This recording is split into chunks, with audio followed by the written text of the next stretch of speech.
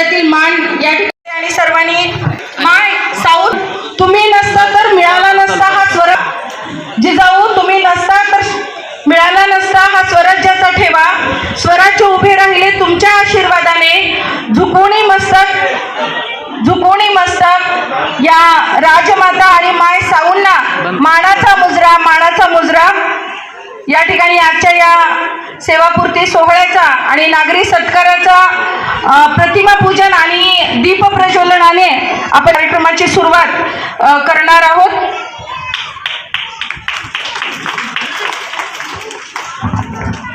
सुंदर अशी आणि प्रकाशमान तेजस्वी सुरुवात या ठिकाणी करता आहात।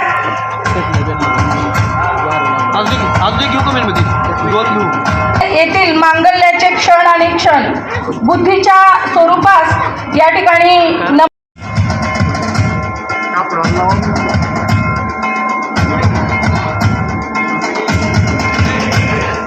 दीप लावूया ज्ञानाचा, प्रकाश पसरवूया मानवतेचा ईश्वरा, हे ईश्वरा प्रकाश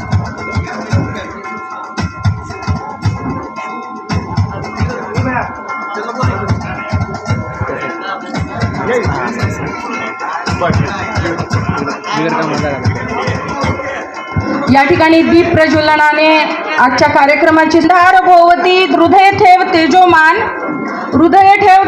तेजोमान संस्कृतीची रीत असला सदैव तत्पर आतिथ्याला या कार्यसिद्धीच्या सर्व मानकऱ्यांचा शब्द फुले ही आपण या ठिकाणी स्वागताला मांडत आहोत।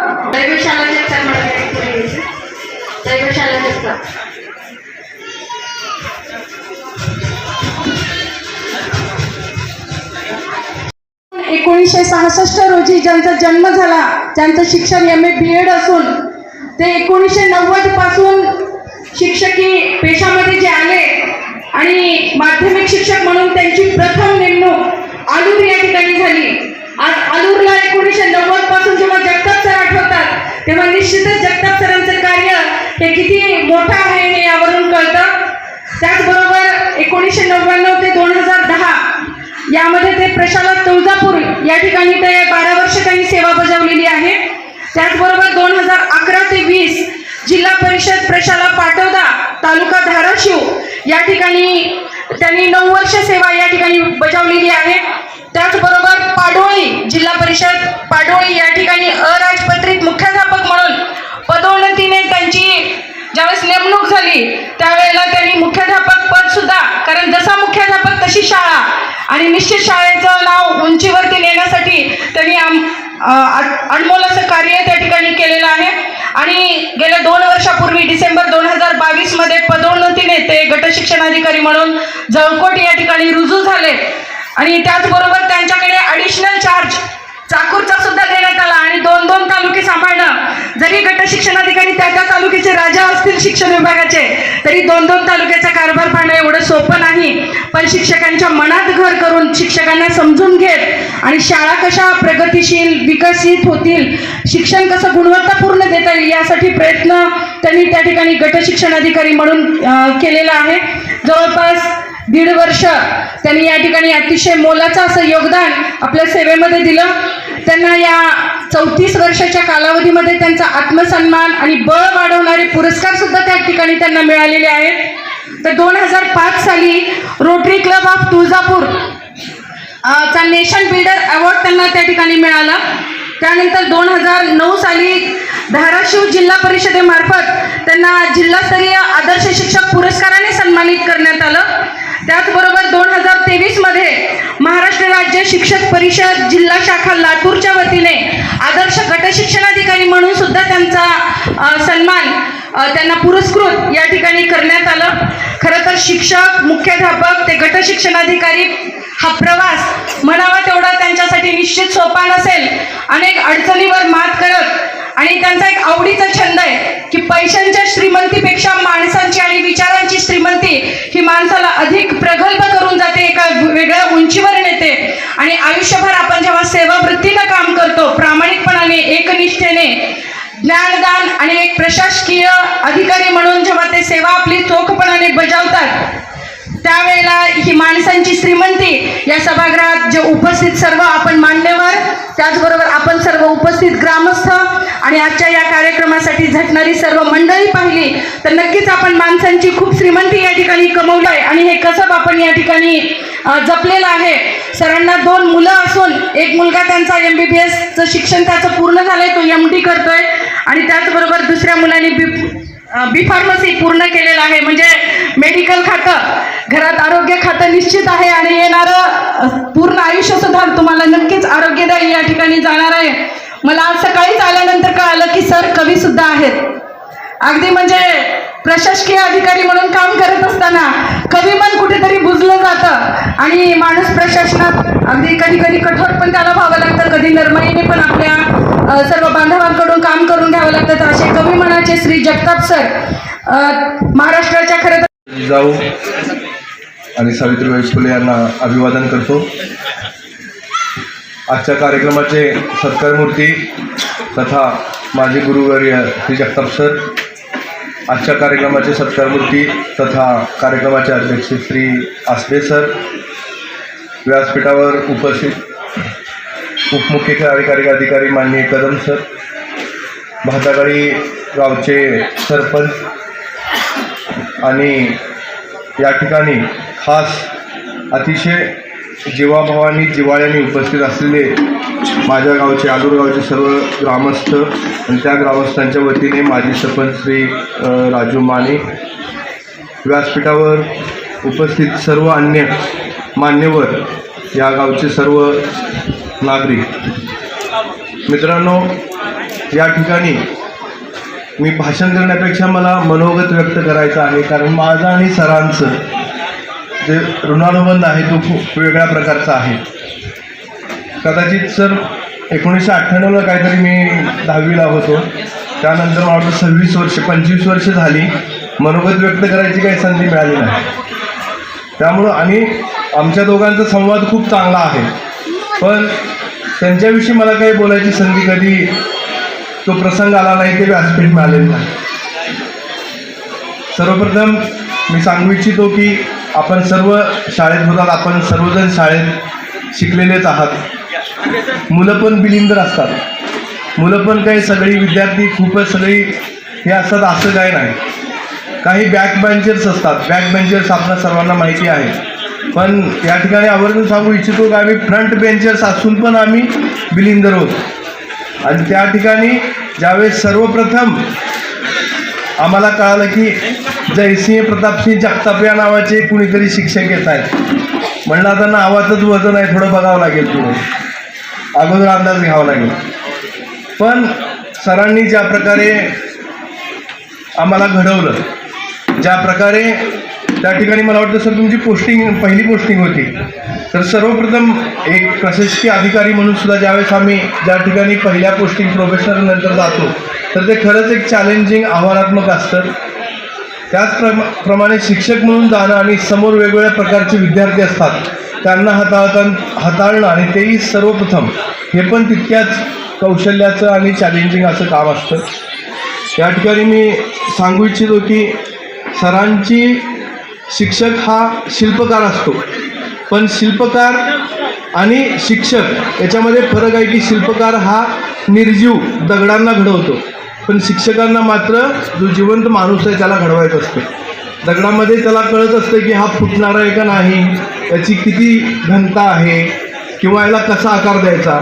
पण मानवी व्यक्ती ही आज पण कुणाला कळलेली नाही, त्याची मानसिकता कळलेली नाही, त्याची बुद्धिमत्ता कळलेली नाही आहे. त्यामुळं अशा व्यक्तीला, अशा माणसांना, अशा विद्यार्थ्यांना घडवणं हे त्याचपेक्षा जास्त असं मोठं चॅलेंजिंग काम आहे.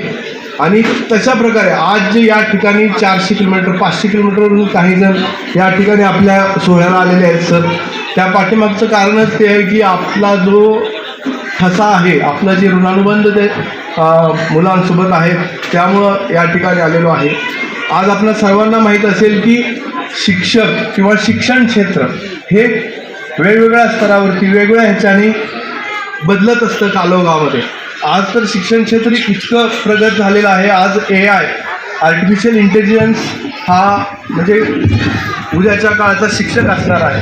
तर या प्रकारे ज्यावेळेस आपण पाहतो की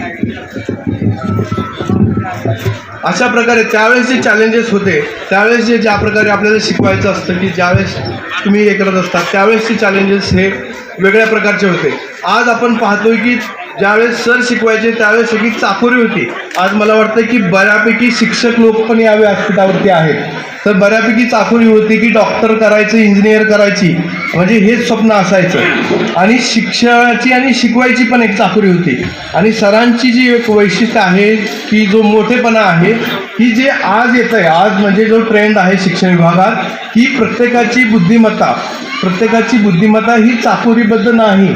तुम्ही जे पाठ्यपुस्तक शिकता ती म्हणजेच बुद्धिमत्ता नाही.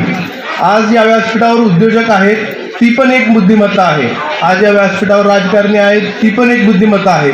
समाजसेवक आहेत, ती पण एक बुद्धिमत्ता आहे. तर सरांनी पहिल्यांदा हे शिकवलं की बुद्धिमत्ता म्हणजे फक्त चाकोरीनं आणि पुस्तकात जे शिकतो ते शिकून मार्क पाडणं म्हणजे बुद्धिमत्ता नाही. सर, मी तुम्हाला अगदी अभिमानाने या ठिकाणी मला सांगू इच्छितो की सर सरळ म्हणायचे, अरे मला असली शांत आणि अशी मधुर पोरं आवडत नाही. अरे तुम्ही गोंधळ घाला, मस्ती करा, बाकड्यावर नाचा करा, पण स्फूर्ती असू द्या तुमच्यामध्ये तो जोश असू द्या. अशा प्रकारचं जीवन सरांचं बेधडक आणि अतिशय म्हणजे निर्भीड असं जीवन होतं. पण त्याच वेळेस ते बेभान नव्हतं. सरांचं जे जीवन आहे त्यांनी आपल्या स्वतःवरून ती आम्हाला सर्वांपुढं एक आदर्श घडवून दिला. त्यामुळं तितक्याच ह्याच्यानी त्या जिव्हाळ्याने या ठिकाणी आम्ही आज इथं उपस्थित आहोत. सर, ज्या प्रकारे आपण 58 वर्ष मला वाटतं 59 सुरू झालं असेल तुमचं, तरी पण आज ज्या जोशप्रमाणे तुम्ही या ठिकाणी आज खरंच आश्चर्यकारक आहे. सांगू का सर काय म्हणलो मी मगाशी तुम्हाला? सरांना म्हणलं की सर आज पण नवरदेव शोधताय ज्या प्रकारे त्यांची मिरवणूक चालली होती. तर ते याच्या मागचं कारण हे आहे की सरांचा स्वभाव ते मनाने हेल्दी आहेत, मनाने स्वास्थ्यपूर्ण आहेत, म्हणून त्यांचं शरीर पण स्वास्थ्यपूर्ण आहे. त्यासुद्धा आजच्या धकाधकीच्या काळामध्ये ते सुद्धा आज एक गुरुवर्य म्हणून त्यांच्याकडून आम्हाला घेण्यासारखं आहे. आलूर गावामध्ये त्यांनी आपली सेवा सुरुवात करून आज 25 वर्ष झाली, तरीसुद्धा किमान 25 जण या कार्यक्रमाला आले असतील सर. आणि बऱ्याच वेळेला अतिशय दुरून आलेले आहेत. आपलं जे या प्रकारचं जे प्रेम आहे त्याप्रमाणे हेल्दी मानसिकता कशी असावी हे शिकवलं. आयुष्यामध्ये जोश असावा, बेधडकपणा असावा, निर्भीडपणा असावा, पण बेभानपणा नसावा हे पण आपण शिकवलं सर. आणि या ठिकाणी ज्यावेळेस मी इथं भातागळीमध्ये आलो आणि ज्यावेळेस ठीक आहे आम्ही तर त्यांच्या विद्यार्थी आहोत, त्यांच्या ह्याच्याने प्रभावित झालोच आहोत, पण ज्या प्रकारे आपण वेगवेगळ्या टप्प्यावरती गट शिक्षणाधिकारी म्हणून ज्या प्रकारे काम केलं मॅडम आता सांगत होते, त्यांचे शब्दच थांबत नव्हते, इतकं त्यांनी सगळं काही सांगितलं. त्याच्यानंतर आज कळालं की आपण कवीसुद्धा आहात. म्हणजे कवी होणं जर सोपं नाही आहे, ती वेगळी एक बुद्धिमत्ता लागते. त्यानंतर ज्या प्रकारे ग्रामस्थांनी जे तुमच्यावरती प्रेम करतायत सर, ही पोच पावती आहे की खरंच तुम्ही सर एक महान म्हणजे व्यक्तिमत्व आहात, एक गुरुवर्य आहात. आणि सर या ठिकाणी शेवटचं जाता असं सांगेन की प्रशासनामध्ये तहसीलदाराला निवडणुकीचं काम खूप करावं लागतं आणि सर्वात चॅलेंजिंग असतं ते निवडणुकीचं काम. तर माझी अशी इच्छा आहे की सर्व तहसीलदारांना आपल्यासारखे गट शिक्षण अधिकारी मिळवत, जेणेकरून आम्हाला कुठल्याही प्रकारचा त्रास म्हणजे त्या कामकाजात होता कामा नये. सरते शेवटी मी सर्व ग्रामस्थांच्या वतीनं, आमच्या आलूरच्या ग्रामस्थांच्या वतीनं सरांना त्यांच्या भावी आयुष्यासाठी खूप खूप शुभेच्छा देतो. त्याचप्रमाणे आजचे सत्कारमूर्ती ज्यांचा माझ्याशी अजिबात परिचय नाही आहे, परंतु या कार्यक्रमाच्या वतीनं मला हे कळतं की त्यांचंही काम अतिशय कौतुकास्पद आणि खूप चांगलं असं काम आहे. मला वाटतं सर ते व्हेटरनरी डॉक्टर आहेत का सर? सर ठीक आहे. तर ते हे पण तसंच आहे सर, हे जास्त चॅलेंजिंग आहे. माणसं तुम्हाला बोलतात, सांगतात काय झालं आहे, पण मुकी जनावर आपल्याला सांगू शकत नाही. पण ज्या प्रकारे तुमचं इथं गौरव होतो आहे ते पाहिल्यानंतर मीही तुम्हाला अभिवादन करतो सर. तुम्हाला पण भावी आयुष्यासाठी शुभेच्छा देतो आणि इथं थांबतो. जय हिंद, जय महाराष्ट्र. ह्या भातंगवाडीचं मी पहिल्यांदा भातंगवाडीचं भाग्य म्हणतो की असल्या मातेनं भातंगवाडीचं भाग्य म्हणतो की असल्या मातेनं की असल्या हिऱ्याला जन्म दिलं. आणि दुसरं भाग्य आम्ही म्हणतो की त्यांची नेमणूक पहिला आमच्या आलूरला झाली. हे दुसरं भाग आमच्या आलूरकरांचं आहे. कारण काय सांगतो, मी 7वीपर्यंत खालच्या शाळेत होतो, म्हणजे तिथं मुली नव्हते. आणि 8वीला गेल्यानंतर तिथं जगताप सर आले होते. आणि मी तर एवढं गैरायचे होतो, काहीच येत नव्हतं मला, म्हणजे वाचतासुद्धा येत नव्हतं. मग 8वीत गेल्यानंतर जगताप गुरुजीचा धाक होता तिथं, म्हणजे सर्व विद्यार्थी घाबरायचे. आणि मी माझ्या वडिलाच्या वजनासुद्धा घाबरणार नाही. माझे वडील सरपंच, शाळेचे अध्यक्ष. मग मी नाही घाबरल्यावर शिवाजी महाराज लोकांमधले गुण ओळखत होते आणि निर्णय घेत होते. तसंच जगताप सरांचं आहे, त्यांनी माझ्यातलं गुण ओळखलं. ह्याला अभ्यासाबद्दल सांगून काय जमत नाही म्हटलं, हे काय अभ्यास करण्यापैकी नाही आहे. त्यांनी काय आयडिया केली, माझ्यातलं गुण ओळखलं आणि त्यांनी आयडिया केली की हे माझा तास सुरू झाला ते ह्याला उठवायचं. कारण मी 7वीनंतर 8वीत मुली होते, 7वीपर्यंत मुली नव्हते. मग मी मराठी वाचायला मला उठवायचे. मला मराठी वाचता येत नव्हतं, श्याम असं करत. मग माझं घाम फुटलेलं अक्षरशः. तर तिकडे मुली पण हसायला लागले. मग एवढं मोठं अपमान व्हायला लागलं. मग एक दिवशी मला सरांनी म्हटलं बाजूला घेतलं आणि बघा आता ते तंटामुक्त वगैरे आलेलं आहे, जो गावात तंटा करतो आधी त्यालाच अध्यक्ष करायचं. तसं मला मॅनेजर केलं सुरुवातीला. म्हणजे मी काय आगाव करायचं, थोडं भांडण करायचं बंद केलं. आता मॅनेजरला जबाबदारी आली ना. मग त्याच्यानंतर मला ते रोज तरी तसंच करायला लागले. रोज उठून थांबायला वाद म्हणणारे. मग रोज माझा अपमान व्हायला लागला, माझं शरीर सगळं म्हणजे घामानं भिजायला लागलं. मग मी काय केलं, आमचे काही माझे विद्यार्थी होते, सगळ्याबरोबर आम्ही एक रूम घेतलो. मग त्यांनी ते 4ला उठून अभ्यास करायचा, मी करायला लागलो. मग तुम्हाला सांगतो, मला सत्य सांगतो, तुम्हाला 9वीत मला वाचायला यायला लागलं मराठी. त्याच्या पुढचा अभिमानाचं स्पद अजून सांगतो. ज्या जगताप सरांनी एक ठिणगी टाकली, त्या ठिणगीचं माझ्या शरीरात ज्वालामुखी पेटली. मी आज त्यांच्यामुळे, फक्त आणि फक्त त्यांच्यामुळे एवढा म्हणजे उद्योगामध्ये प्रगती केली ना, काय विचार नका. आज महिन्याला 1,07,000 रुपयेचं सर 12 कामगारांना चेक मी महिन्याला वाटप करतो, फक्त आणि फक्त तुमच्यामुळे. माझं पेट्रोल पंप आहे, JCP आहे, 3 ट्रॅक्टर आहेत, 2 हॉटेल आहेत, म्हणजे 5 भाऊ आहेत.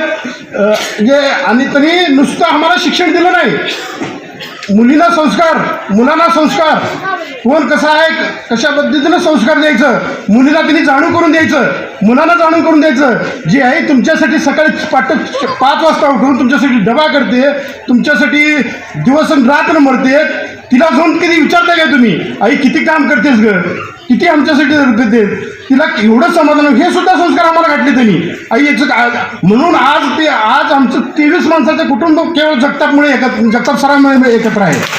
हे असले गुरु मिळणं म्हणजे फार मोठं भाग्य आहे. आणि आमचे इथं मोठमोठे पदावर गेलेले आहेत. आत्ताच आमचे तहसीलदार साहेबांनी सांगितलं की तरुण दिसतं, आम्हाला तरी त्यांनी अजून रिटायर झाले असं वाटतच नाही. म्हणून एवढं ते त्यांच्या तरुणपणा आहे. तरी मला अभिमान आहे की असल्या संस्काररूपी शिक्षक प्रत्येक ठिकाणी मिळो, प्रत्येक शाळेला मिळो. कारण शाळापासूनच हे सर्व घडत आहे. जसं आम्ही घडलो, आज मी सरपंच झालो, उपसरपंच झालो, मार्केट कमिटी बाजार समितीचा संचालक झालो. पण सर याला एवढा आनंद कधी झाला नाही मला. पण तुमच्या शाळेत आज मी शालेय समितीचा अध्यक्ष झालो, तेव्हा माझा आनंद झाला सर मला. ज्या शाळेत मला वाचता येत नव्हतं, ज्या शाळेत मला असं वाचन केलं की अंग थरथर कापायचं, त्या शाळेच्या शालेय समितीचा अध्यक्ष मी झालो सर. केवळ म्हणजे तुमच्यामुळे. आज त्या शाळेचं मान सन्मान एवढं मी त्या शाळेसाठी करतोय. कारण गरजूंना मदत करणं फार गरज आहे. गरजूंना तुम्ही जेवढं मदत करताल त्याचं डबल हे ब्रह्मांड देत आहे. हे आमच्या जगताप सरांनी आम्हाला शिकवलं आहे, तेच आम्ही पुढे चालू ठेवलेलं आहे. असे गुरुवर श्रेय मिळो म्हणून आता बरेच जण बोलणार आहेत, मी काय जास्त बोलत नाही. एवढं आम्हाला बोलून इथं मान सन्मान तुम्ही बोलवलं, त्याबद्दल आलूकराच्या वतीनं मी खूप खूप धन्यवाद व्यक्त करतो. जय हिंद, जय महाराज. आदरणीय जयश्रीजी जगताप साहेबाच्या सेवापूर्ती निरोप समारंभाच्या कार्यक्रमासाठी उपस्थित असलेले या कार्यक्रमाचे अध्यक्ष, या कार्यक्रमासाठी मी थोडं उशिरा आलो आहे. कोण पाहुणे वर आहे मला माहिती नाही, पण माझ्या परिचयाचे असलेले संभाजी केंद्रीय महाविद्यालयाचे माझ्यासोबत उदगीरून आले. त्यामध्ये काही उनाड लेकरं असतात, तसंच शिक्षकामध्ये सुद्धा काही उनाड असतात, शिक्षकामध्ये सुद्धा काही खोडकर असतात. अशांना सुद्धा साहेबांनी शिस्त लावण्याचं काम केलं. आदरणीय साहेबाबद्दल, साहेब आमच्या तालुक्यामध्ये 2 वर्ष गट शिक्षणाधिकारी म्हणून आले होते. फक्त साहेबांचा आमचा 2 वर्षाचा सहवास लाभला. पण साहेब प्रथम येत असताना साहेबांना या ठिकाणपासून साधारण 150 किलोमीटर अंतरावर साहेबांना पदस्थापना मिळाली. साहेब का आले आम्हाला माहिती नाही, पण ते आमचं काहीतरी सुकृत असेल, आमच्या काहीतरी पूर्वजन्मीच्या गाठीभेटी असतील आणि आमची त्यांची काहीतरी ओळख व्हायची असेल म्हणून साहेब आमच्याकडे आले आणि साहेबांनी त्यांच्या कामाची छाप आमच्या जळकोट तालुक्यावर टाकली. जळकोट तालुका म्हणजे तुमच्या इकडे एक जळकोट आहे, तसला जळकोट नाही, तर आमचा जळकोट तालुका लातूर जिल्ह्यातला डोंगरी तालुका म्हणून ओळखला जातो. सर्व भागामध्ये मागास असलेला तालुका म्हणून ओळखला जातो. पण साहेबाला लोहारा, जळकोट, उमरगा या ठिकाणी पद रिक्त असताना साहेब इथं न घेता चला म्हणले तालुक्यात तर जिल्ह्यात तर आपण नोकऱ्या केल्यात, आपण पर जिल्ह्यामध्ये जाऊन नोकरी करण्याचा प्रयत्न करूया आणि नोकरी करूया म्हणून साहेब तिकडे आले. साहेबांचा आम्हाला फक्त 2 वर्षाचा सहवास लाभला. पण जो तालुका डोंगरी होता, शिक्षणामध्ये मागास आहे, पर्जन्यमानानं दुष्काळी परिस्थिती आहे, वाडी तांड्याचा तालुका आहे, या तालुक्यात सुद्धा साहेबांनी एक चांगली शिस्त लावली आणि लातूर जिल्ह्यामध्ये सर्वच कामामध्ये, शिक्षण क्षेत्रातल्या सर्व कामामध्ये साहेबांनी लातूर जिल्ह्यामध्ये जळकोट तालुका नंबर 1 ला आणला. हे मला अभिमानानं सांगावं वाटतं. आज या ठिकाणी जेवढा कार्यक्रम होतो आहे, आम्ही एक जळकोटला कार्यक्रम घेतला. त्या जळकोटच्या कार्यक्रमाचे सेवानिवृत्ती समारंभाच्या कार्यक्रमाला संयोजन समितीचे अध्यक्ष आदरणीय आमचे डॉक्टर लहाने साहेब होते. बांधवांनो, आम्ही सगळ्यांनी साहेबांचा सन्मान करायचा ठरवला. प्रचंड मोठा जनसमुदाय एका मंगल कार्यालयामध्ये 1,500 ते 2,000 लोक, शिक्षक नाही ताई, फक्त शिक्षकाचा अधिकारी असताना सुद्धा शिक्षक नाही तर त्या प्रत्येक गावातले सरपंच, वेगवेगळ्या डिपार्टमेंटचे अधिकारी, वेगवेगळ्या डिपार्टमेंटच्या अधिकाऱ्याशी असलेला यांचा समन्वय, यामुळं 1,000 ते 1,500 लोकांच्या वतीने सन्मान करण्याचं ठरवलं. तुम्हाला सांगतो साहेबांची एक खासियत, त्या सन्मान सोहळ्यातलं एक छोटंसं उदाहरण तुम्हाला देतो. आम्ही कार्यक्रम ठरवला साहेबांचा. साहेबांनी आमच्या जळकोट तालुक्याचं नाव जिल्ह्यात 1 नंबरला आणलं आणि आम्ही साहेबांचा सत्कार करायचा ठरवला. तर साहेबांनी काय केलं माहिती आहे? आठवण करावी. एक इतिहासातला किंवा एक महाभारत रामायणातला प्रसंग तुम्हाला सांगतोय बांधवांनो. साहेबांनी अगोदर सत्कार नाही स्वीकारला. ज्यांच्यामुळं माझा सत्कार होतोय, माझ्या हाताखाली काम करणारे पंचायत समितीच्या सेवकापासून, पंचायत समितीच्या क्लार्कपासून, पंचायत समितीच्या डाटा एंट्री ऑपरेटरपासून, पंचायत समितीच्या साधन व्यक्तीपासून ते सर्व केंद्र प्रमुखाचा पहिले सत्कार केला. का तर माझा सन्मान या सर्व माझ्या हाताखाली काम करणाऱ्या माणसांनी तेवढ्याच तोला मोलाला केला म्हणून मी जिल्ह्यामध्ये आपलं नाव करू शकलो. यासाठी रामायणातला एक छोटासा प्रसंग सांगतो लहाने सर. रावणाने सीतेला लंकेला घेऊन गेलं. रावण सीतेला लंकेला घेऊन गेल्याच्या नंतर प्रभू रामचंद्र लक्ष्मण सीतामाईच्या शोधामध्ये फिरायला लागले आणि वानर सेना सोबत गोळा केली. वानर सेना सोबत गोळा केली आणि कळालं प्रभू रामचंद्रला, जटायूनं सांगितलं की प्रभू रामचंद्र माझ्या सीतामाईला रावणानं लंकेला घेऊन गेले, लंकेचा अंतर आता पार करायचं कसं? तर त्यांच्यासोबत असलेले नळ, नीळ, जांबुवंत, वानर आणि खारी हे सर्व सैनिक म्हणून रामसेतू बांधायला निघाले.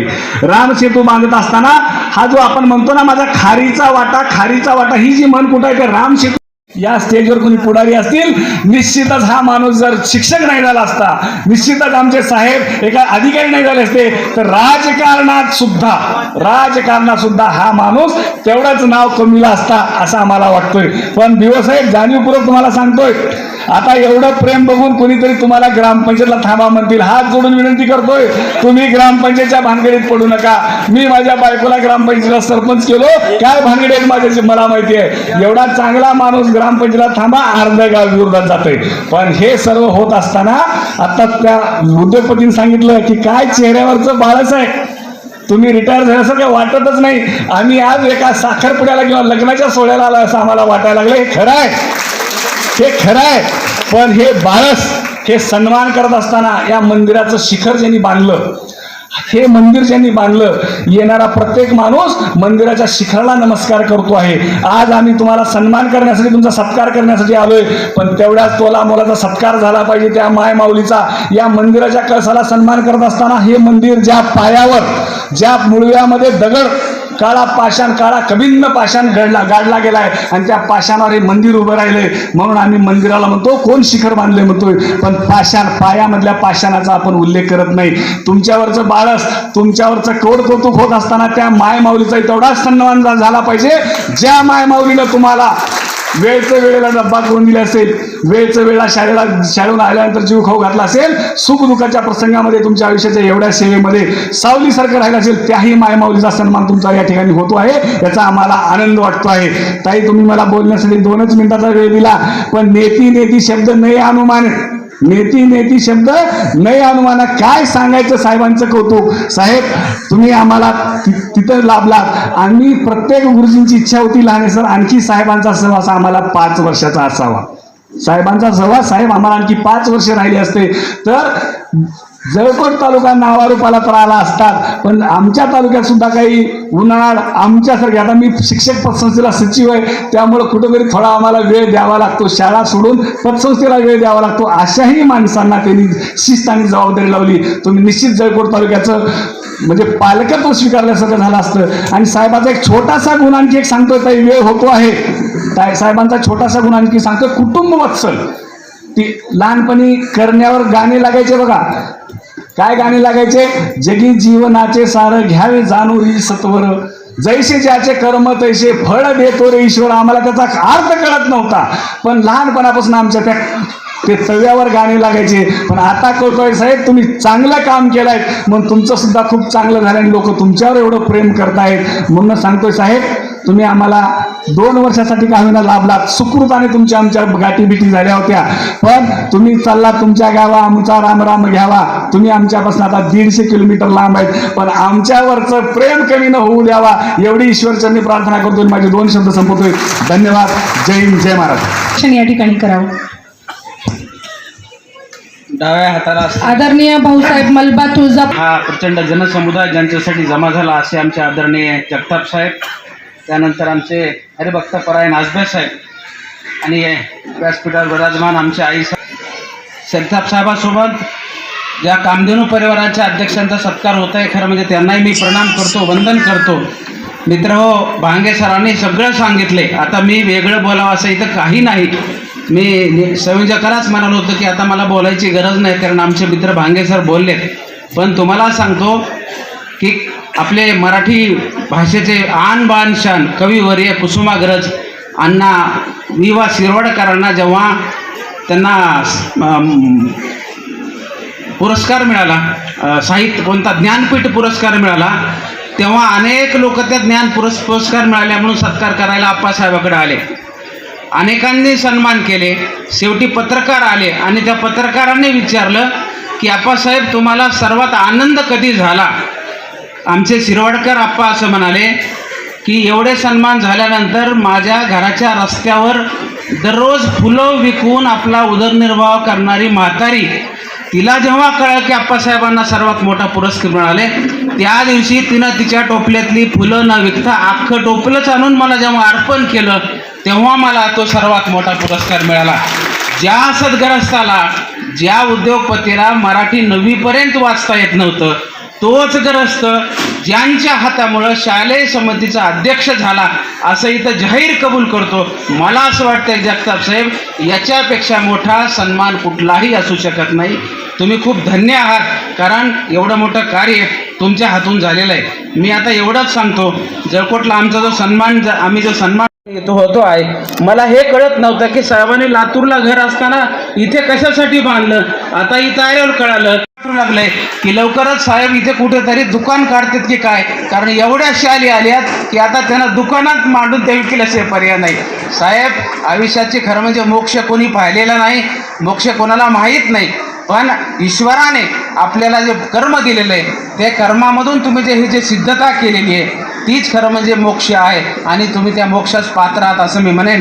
मित्र हो, माझा प्राचार्य म्हणून साहेबांची जी भेट झाली, पहिल्यांदा भेट झाली आणि एकमेकाच्या आम्ही प्रेमात एवढं पडलो की आमचे सगळे दोघांचे एकमेकाचे गुण एकमेकाला माहीत झाले. त्यांचे गुण मला माहीत झाले, माझे गुण त्याला माहीत झाले. म्हणून जळकोटला ते जेव्हा येत असत तेव्हा माझ्या कार्यालयात येऊन मला भेटल्याशिवाय, माझ्यासोबत चहा पिल्याशिवाय आणि गप्पा मारल्याशिवाय ते कधीच गेले नाहीत. शिक्षण आणि शिक्षकाचं एकत्रीकरण या माणसानं जळकोटमध्ये करून दाखवलं. बरेच शिक्षक माझ्या समोर जे व्यसनी होते दुर्दैवाने, ते व्यसनी शिक्षक समोर आमच्या समोर येऊन साहेबांनी काही न म्हणता सांगायचे, साहेब मी आता दररोज शाळेत चाललो बरं का. साहेबांनी काही म्हणले नाही, पण तो माणूस दररोज शाळा करत होता. म्हणून ह्या शिक्षणाची जी गंगा आहे ती पवित्र करण्याचं काम साहेबांनी जळकोट आणि चाकूर तालुक्यामध्ये केलेलं आहे. घेतलं त्यांच्याच कवितेतल्या 2 ओळी सांगून मी इथं थांबतो.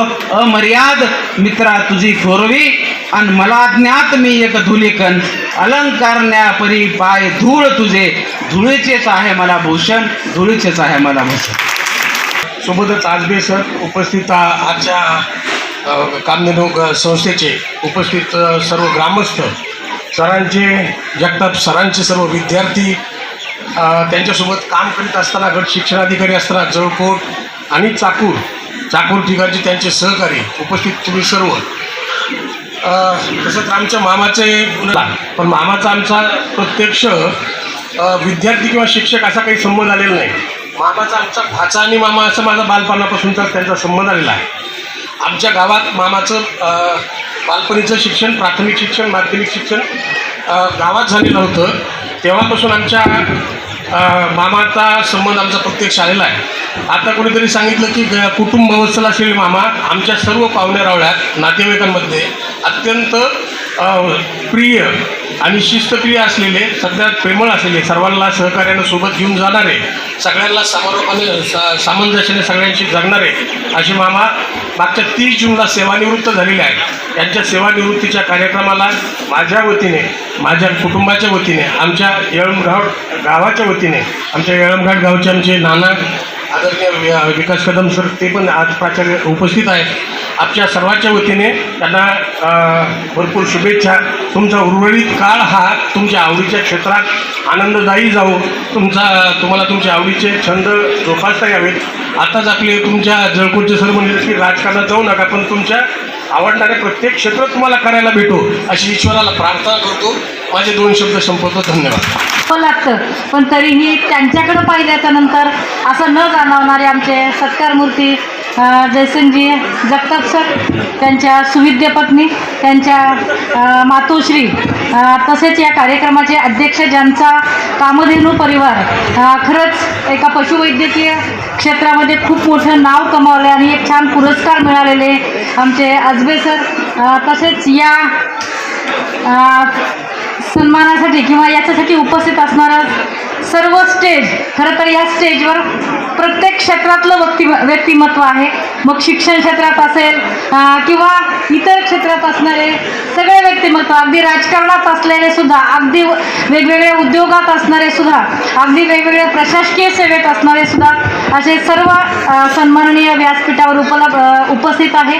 असे सर्व सन्माननीय व्यासपीठ, त्याचसोबत या गावातील जन्मभूमीत, ज्या गावामध्ये आपण जन्म घेतला आणि ज्या गावापासून आपली सुरुवात झाली, असं सर्व या गावातलं सर्व सन्माननीय व्यक्ती, त्याचसोबत सरांचे सन्माननीय सर्व विद्यार्थी आणि सर्व आमच्या माता भगिनी. खरं तर सर मागील 2 वर्षापासून सरांचा सहवास लाभला.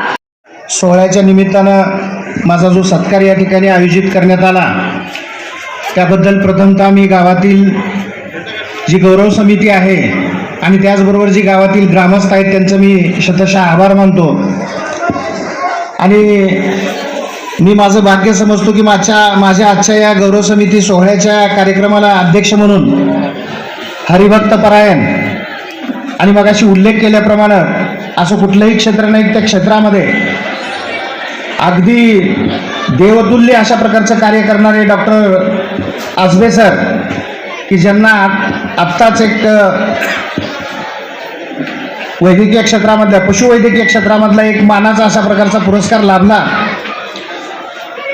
आम्ही त्या दोन्ही हेतू या ठिकाणी ग्रामस्थांच्या वतीनं साजरे होत आहेत. या कार्यक्रमाला आवर्जून या ठिकाणी उपस्थित असलेले व्यासपीठावरील सर्व मान्यवर, समोर उपस्थित असलेले सर्व माझे नातेवाईक, आप्तेष्ट, माझे मित्रपरिवार आणि त्याचबरोबर विद्यार्थी आणि माझे सहकारी सुद्धा, मी सर्वप्रथम एक काम करू इच्छितो की ज्या वेळेस पहिल्यांदा 1990ला मला ऑर्डर मिळाली, 25/8/1990ला मला माध्यमिक शिक्षक म्हणून जिल्हा परिषदची ऑर्डर मिळाली, जी ऑर्डर ज्या टेबलवर ज्यांच्याकडून पहिल्यांदा त्याच्यावर स्वाक्षरी झाली असे तानाजी गवळी या ठिकाणी उपस्थित आहेत. मी त्यांना विनंती करतो की त्यांनी समोर यायचं. तानाजीराव या. आणि सांगायला मला अभिमान वाटतो की 1990 पासून आजतागायत आमचे कौटुंबिक संबंध आहेत ते जोडीने या ठिकाणी आलेले आहेत. त्यांच्या प्रत्येक कार्यामध्ये आम्ही जोडीनं असतो आणि ते सुद्धा असतात. पहिल्यांदा जर खऱ्या अर्थानं फाईल फुटअप झाली तर ती तानाजी गवळीपासून झाली. मला वाटतं या ठिकाणी शिक्षण क्षेत्रामधले आहेत आमचे मित्रपरिवार, त्यावेळेस देशमुख सर साहेब आणि तानाजी गवळी साहेब अख्खी जिल्हा परिषद चालवायची. आणि त्याचबरोबर अजून एक दुसरं व्यक्तिमत्व या ठिकाणी असं आहे की 25/8ला जी ऑर्डर मला मिळाली ती आलूरची मिळाली. ती ऑर्डर घेऊन मी आलूरला मला वाटतं 26ला का 27ला गेलो आणि मला 28ला जॉईन केलं.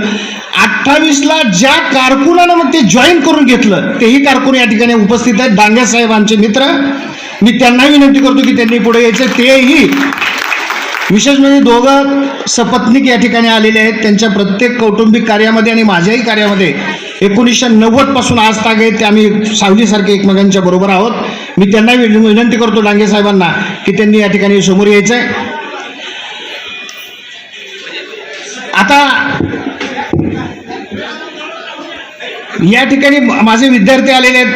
आलूरला 1990 पासून जे काम करत होतो त्यावेळेसचे ते आजतागायत माझ्याशी कनेक्टेड आहेत.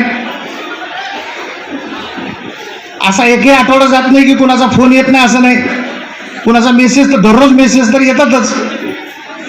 एवढंच नाही तर तुम्हाला अजून एक आनंदाची बातमी सांगतो. माझ्या आरोग्याची काळजी घेणाऱ्या जुल्फिकार कुर्णे जो ते व्यायामाचं वर्कआउट वगैरे काहीतरी करतो, दररोज मला पाठवून मेसेज टाकतो उठा सर म्हणून. मी अजून काही उठलेलं नाही, अजून त्याच्या वर्कआउटमध्ये सहभागी झालेलो नाही, पण आता याच्यानंतर निश्चितपणाने सहभागी होण्याचा प्रयत्न करेन.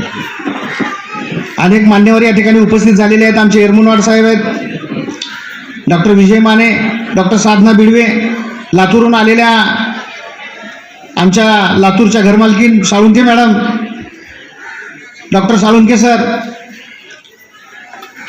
ग्रामसेवक संघटनेचे सर्व पदाधिकारी,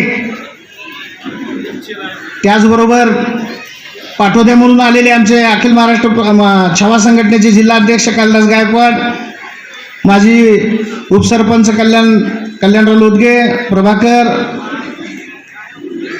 आमचे नातेवाईकामध्ये आमचे मामा, सर्व सहकुटुंब या ठिकाणी उपस्थित आहेत. खरं तर मी आज भारावून गेलेलो आहे, कुणाची नावं घेऊ, सगळेच आता हे आहेत. आणि माझ्याबरोबर 1990 पासून जे माझे सहकारी होते, माझे जमादार सर, ज्यांचे माझे अजूनही कौटुंबिक संबंध आहेत, तेही या ठिकाणी आलेले आहेत. जमादार सर सुद्धा.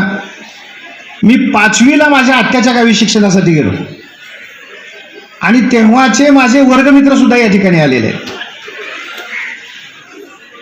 आणि माझे सहकारी असणारे आमचे नाना सुद्धा आहेत जे प्राचार्य आहेत. विशेष असा आहे की माझ्या विद्यार्थ्यामध्ये असा कुठलाही एकही घटक सुटला नाही की जो कोणत्या क्षेत्रात राहिला. मानेनं सांगितलं आता की बाबा मी वेगवेगळ्या क्षेत्रामध्ये आहे. मला आठवतंय माझी 2011ला ज्यावेळेस मी अतिरिक्त झालो कन्या शाळेमध्ये, त्यावेळेस पुन्हा बदली आलूरला झाली चुकून. ज्या गावामध्ये मी 8 वर्ष नोकरी केली, मान सन्मानानं केली आणि मान सन्मानानं आलो, त्याच ठिकाणी पुन्हा बदली झाली. आणि यांना कुणालाही न कळू देता मी ती बदलून घेतली. ज्यावेळेस राजा महाराज कळालं की माझी बदली त्या ठिकाणी झाली होती, त्या दिवशी माझ्याकडे पळत पळत आला, गाठला, मला म्हणला सर कॅन्सल करू नका, आता आपला 10 सुद्धा आहे म्हणला. आता पुढचं सांगत नाही. म्हणजे सरांची एवढी काळजी घेणारी माणसं आहेत की सर आता काही साखरेकडे वगैरे डब्बा लावायची गरज नाही, आपले हॉटेल सुद्धा आहेत. एक बोलता बोलता त्यांना सांगितलं की सर वर्गात आले, शाळेत आले की धाक असायचा, सगळे घाबरून जायचे. जात जात जरा तेवढं मॅडमला बी सांगून जा. उगाच खरं खरं नसलं तर खोटं खोटं का होईना घाबरा म्हणून. आमचे मामा आहेत. मामा तुम्हाला हे सांगतो मी, 30 जूनला सेवानिवृत्त झाले त्यावेळेसपासून आज तागेत मी हवेतच आहे. कारण ती प्रत्येक सत्काराला उपस्थित आहे आणि त्यानुसार तिच्या लक्षात आले की हा माणूस जरा बरा आहे काय की अजून. आणि त्या दिवसापासून आज तागेत तर माझे दिवस चांगलं चाललेले आहेत. विविध क्षेत्रामध्ये सर्व शिक्षक विद्यार्थी मंडळी गेली, माझे सहकारी शिक्षक मित्र गेले. कदाचित माझ्या काही चुका असतील, कदाचित समोरच्याच्या काही चुका असतील, पण मी नातं मात्र अजून कधी कुणाचं सोडलं नाही. बऱ्याच चुकाच्या बाबतीमध्ये मी कानाडोळा केला, त्यांना समजावून सांगण्याचा प्रयत्न केला की हे तुझं चुकतंय. एकदा दोनदा तीनदा सांगितलं हे तुझं चुकतंय. जर तो चुका सुधारत नसेल, पण मी नातं तोडलं नाही, त्या चुकासह मी त्याला मान्य केलं. आणि म्हणूनच तुम्हाला सांगतो, आज अनेक क्षेत्रामध्ये असणारी जी काही मंडळी आहे ती या ठिकाणी उपस्थित झालेली आहे. मामा आज गावभोजन दिलेलं आहे, याचा सगळा किराणा सुद्धा माझ्या विद्यार्थ्याच्या ह्याच्यातूनच दुकानातून भरलेला आहे. निजाम या ठिकाणी आलेला आहे, एक मोठ्या अशा प्रकारचा उद्योग करणारा एक मोठा दुकानदार तो आहे. माझ्या मुलाच्या डॉक्टरच्या होण्याच्या संदर्भामध्ये सुद्धा मला याचा फार मोठा फायदा झाला. माझ्या आप्पासाहेब सूर्यवंशी नावाचे प्राध्यापक आहेत. मुलगा 12वीचा अभ्यास करतोय म्हटल्यानंतर त्यांनी 1-2 नावं सांगितले लातूरमध्ये, आमका आमका केमिस्ट्रीचा माझे मित्र आहेत ते आमकेही आहेत. आणि विशेष म्हणजे त्यांना नुसतं सांगितलं नाही तर माझ्या घरापर्यंत त्यांना पाठवलं आणि माझ्या मुलाला एक्स्ट्रा कुठलीही रुपयाचा फी न देता ते मार्गदर्शन करायला लावले. एक सांगतो, कुठलं यश मिळत असताना ते यश काय त्या एकट्याचं नसतं, त्या यशाच्या पाठीमागे असंख्य अशा प्रकारचे हात असतात. आणि अशा असंख्य हात जे ज्ञात अज्ञात तुम्हाला सांगतो माझ्या पाठीशी आहेत. म्हणूनच आज मी तुम्हाला सांगतो, आज मनानं शरीरानं तर आहे, मनानं सुद्धा तुम्हाला सांगतो मी इतका हे आहे. मॅडमला माहिती आहे गुणवत्तेच्या संदर्भामध्ये आमच्या एक सांगतो, शिक्षणाधिकारी एखाद्या वेळेस शिक्षकाला चांगलं म्हणतील, गट शिक्षणाधिकाऱ्याला चांगलं म्हणतील, पण डायटचे प्राचार्य कधी म्हणत नाहीत. एकच म्हणतो, तुमच्या तालुक्याची गुणवत्ताच नाही.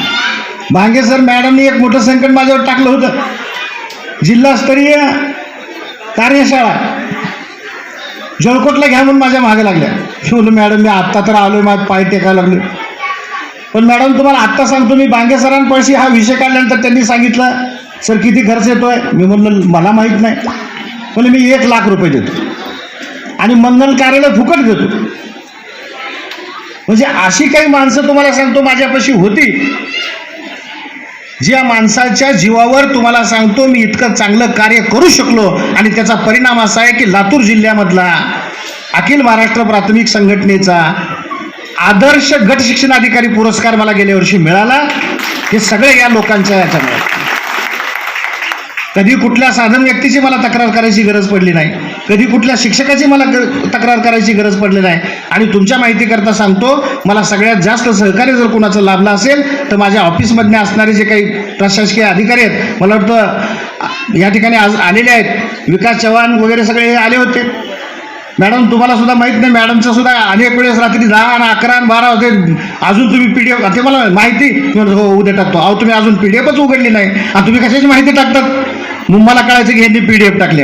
आणि मॅडमने सुद्धा आतापर्यंत एक केलं, चेअरमन साहेब ग्रुपवर तर टाकायच्या, त्याही मला कधी कधी गैरती समजायच्या, ही बघत नाही म्हणून वैयक्तिक टाकायच्या. आणि ते वैयक्तिक नाही बघितलं की रात्री 11ला फोन करायच्या. मी म्हणायचो उद्या देतो की, तेव्हा कशाची माहिती जी तुम्ही सांगितलेली? अहो तुम्ही अजून PDFच उघडली नाही. म्हणजे एवढं सहकार्य लाभल्यामुळं सगळ्यात अगोदर जळकोटची माहिती यायची. याच्या अगोदरची परिस्थिती अशी होती की जळकोटची अंदाजे माहिती टाका म्हणायची. पण या सर्वांच्या सहकार्यालाच तुम्हाला सांगतो, कुठल्याही प्रकारचं टेन्शन न घेता, कुठल्याही प्रकारचा BP न वाढवता, कुठल्याही प्रकारची शंका कुशंका न घेता आज माझं पद मला अतिशय यशस्वीरित्यानं तुम्हाला सांगतो पार पडता आलं. त्याचं सर्व श्रेय आपल्या सर्वांचं आहे. आणि म्हणूनच मी तुमचा कायम तुमच्या याच्यामध्ये ऋणी राहील. अजून आता एक आहे, याच कार्यक्रमाच्या माध्यमामधून आमची इच्छा होती की या कार्यक्रमाला एक आगळी वेगळी अशा प्रकारची व्यक्ती लाभावी, जी स्टेजवर असल्यानंतर ते पवित्र अशा प्रकारचं स्टेज हो. मग आमच्या पुढं कुणाला बोलवायचं, काय करायचं? आणि मग डॉक्टर आजबे साहेबांचं आमच्या लक्षात आलं. परवाच त्यांना सुद्धा वैद्यकीय क्षेत्रामधला जो पुरस्कार मिळालेला आहे, मुक्या जनावरांची सेवा असेल, विधवा परित्यक्त्या वीर पत्नींचा सत्कार समारंभ असो, भाऊबीज, सगळ्यात मोठी अशा प्रकारची भाऊबीज आजबे साहेब कामधेनू परिवाराच्या माध्यमातून करतात. 5-5, 10-10 हजार लोकांचं जेवणाचा कार्यक्रम. विशेष म्हणजे कोण देतंय, कुठून देतंय, कसं देतंय, डॉक्टर साहेब काय आहे का माहिती? काय काही नाही, कुठला घोटाळा नाही. आपल्यात लग्नात असतं मीठ संपलं, हे संपलं, ते संपलं, तर काही होत नाही. मोठे मोठे लोकही तुम्हाला सांगतो येतात, आवर्जून सेवा करतात आणि त्या सर्वांचं तुम्हाला सांगतो यथोचित अशा प्रकारचा गौरव करण्याचं काम कामधेनू परिवाराच्या माध्यमामधून होतं. आणि त्यांचाच वसा तुम्हाला सांगतो आम्ही छोटासा घेतला. भातागळे गावामध्ये सुद्धा कामधेनू परिवाराची एक शाखा काढली आणि मला वाटतं मराठवाड्यामधली ती पहिली शाखा आहे. पश्चिम महाराष्ट्रामध्ये डॉक्टर आसबे साहेबांचं काम फार मोठं आहे, मराठवाड्यामध्ये नव्हतं आणि भातागळीमध्ये ती पहिली शाखा आम्ही काढली. आणि गेल्या वर्षी भव्य दिव्य अशा प्रकारची भाऊबीज या ठिकाणी याच मंडपामध्ये त्यांच्याच साक्षीने आम्ही तुम्हाला सांगतो या ठिकाणी केली. आज जे काम करत असताना निस्वार्थ सेवेनं जर काम केलं त्याचं फळ सुद्धा मिळतं. आणि म्हणूनच तुम्हाला सांगतो पशुवैद्यकीय क्षेत्रामधला अतिउच्च अशा प्रकारचा पुरस्कार जो की आत्तापर्यंत कुणाला महाराष्ट्रामध्ये मिळाला नाही, तो पुरस्कार आसबे डॉक्टरांना मिळाला. तो खरं तर आम्हाला सुद्धा एक भाग्याचं अशा प्रकारचं वाटतं.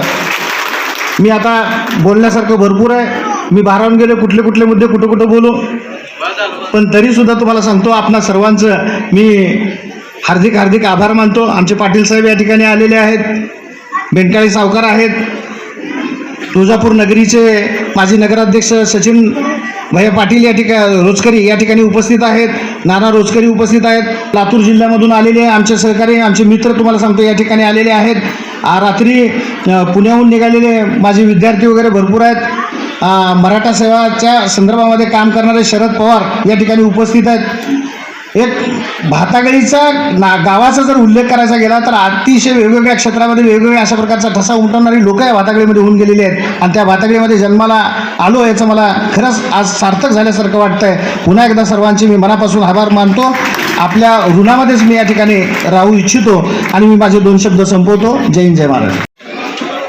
जगावेगळं तप करणारे, जगावेगळी परंपरा जपणारे, छत्रपती शिवाजीराजांच्या शौर्याचा पराक्रमाचा खरा वारसा आपल्या कृतीने भातागळी ते शिखर शिंगणापूर, शिखर शिंगणापूर ते भातागळी अशा पद्धतीने पायी वारी करणारे माझे सर्व काटकर बंधू, त्या सर्वांच्या चरणावर नतमस्तक होऊन शंभू महादेवाला शिरसाष्टांग दंडवत करून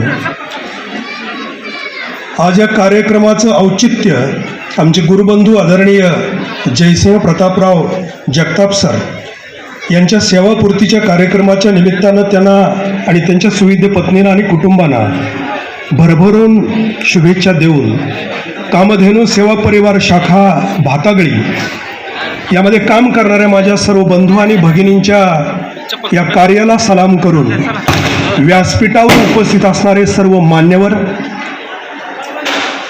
समोर उपस्थित असणारे सर्व मान्यवर, माता भगिनी, अबालवृद्ध देवस्वरूप श्रोतृवर्ग या सर्वांना शिरसाष्टांग दंडवत करून माझं सौभाग्य समजतो की माझ्या जीवनातलं आराध्य दैवत असणाऱ्या ठिकाणी आज या ठिकाणी माझ्या अंगावरती जो पोशाख परिधान केला, भातागळीकरांनी मला जो हा संपूर्ण आहेर केला, हा कपडा नाहीये माझ्या बांधवांनो.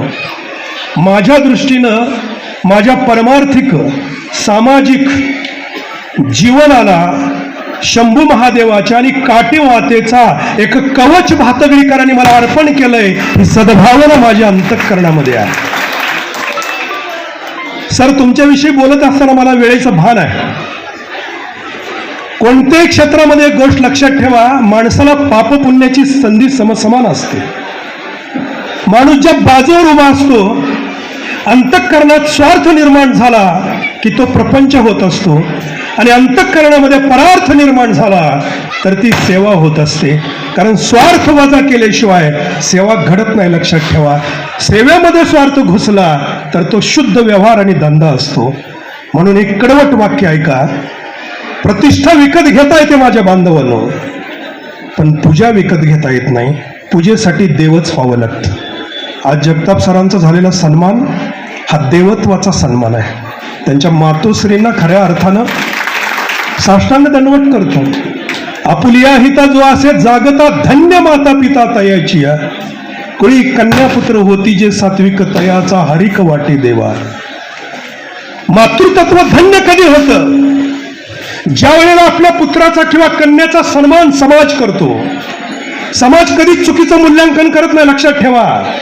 नातेवाईक स्वार्थी लोक चुकीचं मूल्यांकन करतील, पण समाज कधी करत नाही. मग आपलं कर्तृत्व काय आहे? पुरुषार्थ सिद्ध करायचा असेल तर कोणत्या शब्दात करावा लागतो?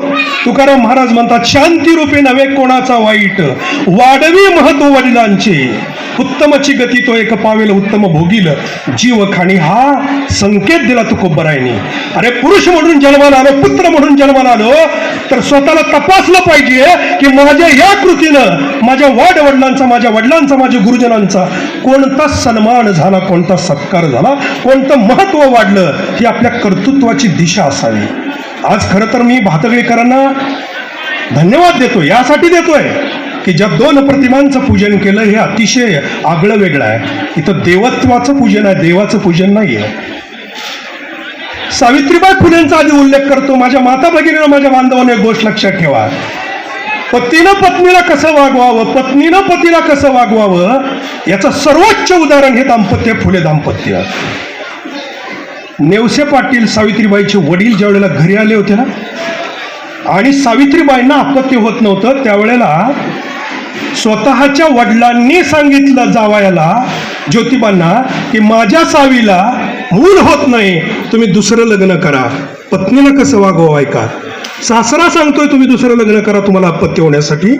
तर ज्योतिराव फुलेंनी सांगितलं होतं की काय सांगावं, तिच्यातच दोष आहे का, माझ्यातही दोष असू शकतो, त्यामुळं दुसरी सवत तिला आणण्याच्या ऐवजी तुम्ही हिला दुसरा नवरा केला आणि त्याला सवता म्हणून मी जीवनामध्ये त्याचा आनंदाने स्वीकार करेन, हा जो विचार आहे पत्नीला वागवण्याचा, त्याच्या नावापुढे महात्मा शब्द लागतो, लक्षात ठेवा. ही सामान्य बाब नाही, ही सामान्य बाब नाही. एक शब्द उच्चारला होता की ज्या वेळेला आपण एका बॉर्डरवर उभा आहे, स्वार्थ का परार्थ या दोन्हीच्या पलीकडे परमार्थ आहे. स्वार्थ परार्थाच्या पलीकडे परमार्थ आहे.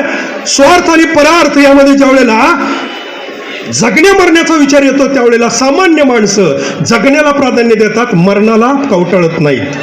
पण ज्यांची पूजा होते देवत्वाची, त्यांच्या बाबतीत ज्या वेळेला सावित्रीबाईंना पहिल्यांदा शिकवायला शाळेत जावं लागलं, त्यावेळी त्यांच्यावर चिखल टाकला, शेण टाकलं, सगळ्यांना माहिती आहे.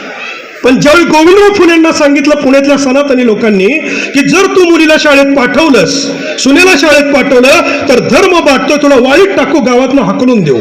त्यावेळी या दाम्पत्याला घरात असं समोर उभा केलं गोविंदराव फुलेंनी आणि विचारलं, तिला जर शिकवायला पाठवायचं असेल तर तुला घर सोडावं लागेल, तुला घरातलं काहीही मिळणार नाही, तुला काय निर्णय घ्यायचा आहे ते घे, घरात राहायचं असेल तर हिला शिकवणं बंद करावं लागेल किंवा घर सोडावं लागेल.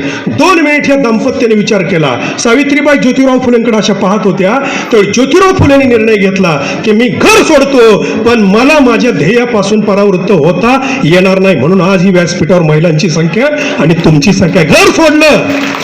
स्वार्थ आणि परार्थ या परार्थाकडे जेव्हा पाऊल पडत असतं, त्यावेळेला एक लक्षात ठेवा, समाजसेवकाची पत्नी होणं सामान्य बाब नसतं.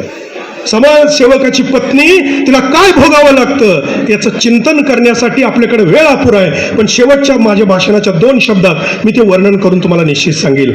दुसरी जी पूजा केली तुम्ही, आई म्हणून मासाहेब जिजाऊ तुम्हाला पूर्ण माहिती आहेत, छत्रपती शिवाजीराजांच्या मातोश्री म्हणून.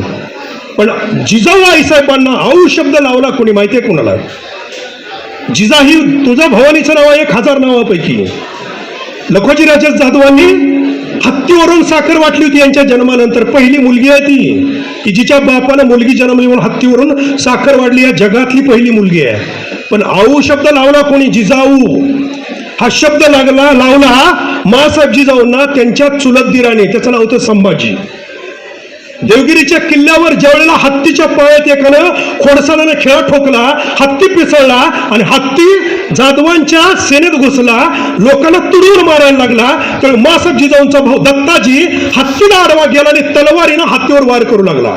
त्यावेळी हा संभाजी भोसले मासाहेब जिजाऊंचा चुलत दीर म्हणला की दत्ताजी हत्तीला मारू नका, आम्ही आवरतो, आम्ही आवरतो. पण दत्ताजीनं हत्तीची सोंड छाटली आणि हत्ती धाडकन खाली पडला. त्यावेळी पिसळलेला दत्ताजी मला आवडतो म्हणून संभाजीच्या अंगावर गेला आणि संभाजीच्या अंगावर गेला. त्या दोघात युद्ध झालं. संभाजीनं दत्ताजीला मारलं. लखोजीराजे जाधव दूर गेले तर त्यांना कळालं की आपला दत्ताजी पडलाय आणि संभाजी भोसलेने मारलाय. त्यावेळी परत फिरले आणि जिजाऊ आईसाहेबांच्या पतीला शहाजीराजांना कळालं की आपला सासरा आपल्या भावाला मारायला येतोय, तर शहाजीराजे स्वतः आडवे गेले. लखोजीराजे जाधवांनी जावाई सुद्धा पाहिला नाही, वार केलंय शहाजीराजे भोसलेंच्या अंगावर. तो दंडावर वार झाला आणि शहाजीराजे भोवळून खाली पडले. आणि लखोजीराजे जाधव ज्या वेळेला आले त्यावेळी त्यांनी संभाजीला मारलं आणि संभाजीला मारून त्याच्या रक्तानं आपल्या दत्ताजीच्या मुखात ते अर्पण केलं. मी ही का सांगितलंय का, त्यावेळेला या स्त्रीची अवस्था काय झाली असेल याचा विचार करा. जिजाबाई साहेबांची अवस्था काय, बापाने नवऱ्यावर वार केलाय, आपला पीर मारलाय, सक्का भाऊ मेलाय. जिजाऊ साहेबांची अवस्था आहे का, सामान्य नाही जिजाऊ होणं. शिवरायांची आई म्हणून सर्वांना माहित आहे, पण शहाजीराजांची पत्नी काय असते हे ऐका. मासाहेब जिजाऊंनी त्यांना जेव्हा पहिलं अपत्य झालं श्रीगोंद्याच्या किल्ल्यावर, त्या पुत्राचं नाव आपल्या धीराची आठवण म्हणून संभाजी ठेवलं. आणि हा संभाजी ज्यावेळी मारला गेला कनकगिरीच्या वेड्यामध्ये, त्यावेळी छत्रपती शिवाजीराजांच्या थोरल्या पुत्राचं नाव संभाजी ठेवलं. ही धीराची आठवण. एक स्त्री घर सांभाळते त्यावेळेला काय इतिहास घडतो हा आदर्श तुम्ही पुढे ठेवण्यासाठी आज जे पूजन केलं ते अतिशय महत्वाचं आहे. माझ्या माता भगिनींनो, माझ्या बांधवांनो, भातगळीकरांच्या बद्दल माझ्या अंतःकरणात काय भाव आहे हा शब्दात मला कधी सांगता येणार नाही. माझ्या आयुष्यातली सर्वात जवळची माणसं जर कोण असतील तर ती माझी भातगळीची माता आणि भगिनी आहेत. हे माझ्या अंतःकरणातला शुद्ध भाव आहे.